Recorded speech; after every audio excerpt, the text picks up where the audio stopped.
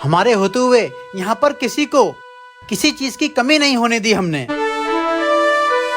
चल, मैं तुझे छोड़ूंगा नहीं। चल नवाब साहब के पास।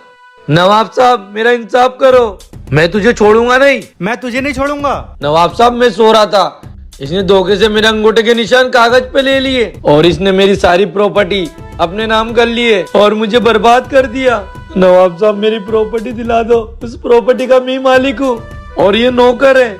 नवाब साहब, ये झूठ बोल रहा है। सच मैं आपको बताता हूँ नवाब साहब, मैं 5 महीने के लिए बाहर गया था, इसने सारी प्रॉपर्टी अपने नाम कर ली और देखो मुझे धक्के मार के घर से बाहर निकाल दिया और खुद को मालिक बता रहा है। नवाब साहब, मैं मालिक हूँ, ये नौकर है। नहीं नवाब साहब, ये झूठ बोल रहा है, मैं मालिक हूँ, ये नौकर है।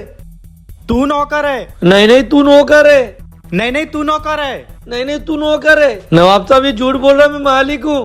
नवाब साहब, ये झूठ बोल रहा है, मैं मालिक हूँ। तू नौकर है। तू नौकर है। तू नौकर है। रुको, तुम दोनों में से कौन नौकर है ये पता चल जाएगा, क्योंकि सच्चाई छुप नहीं सकती बनावट के उसूलों से और खुशबू कभी आ नहीं सकती कागज के फूलों से।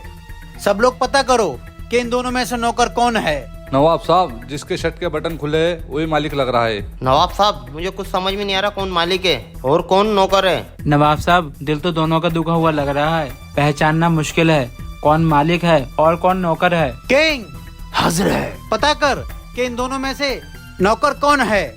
जी नवाब साहब, आप बस मुझे 2 मिनट का वक्त दीजिए, मैं अभी पता लगाता हूँ कि इन दोनों में से कौन नौकर है और कौन मालिक है।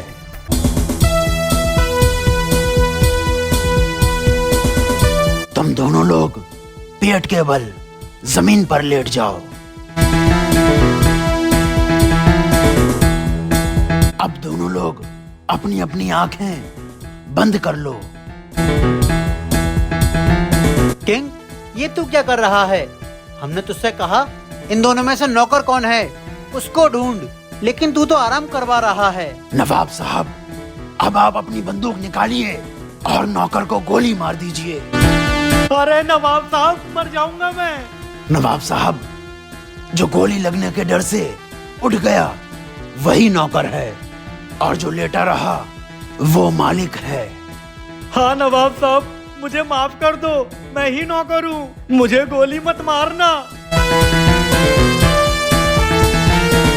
वाह किंग, तेरे तेज दिमाग से आज झूठ का पर्दा फाश हो गया। ले जाओ इसे और हमारे शाही कैद खाने में बंद कर दो।